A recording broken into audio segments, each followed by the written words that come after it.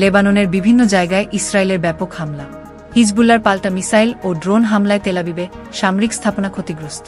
আপনারা দেখছেন BD24 news. সঙ্গে আছি আমি ফারিয়া নাজনীন। লেবাননের বিভিন্ন এলাকায় তাণ্ডব চালিয়েছে ইসরায়েলি বাহিনী।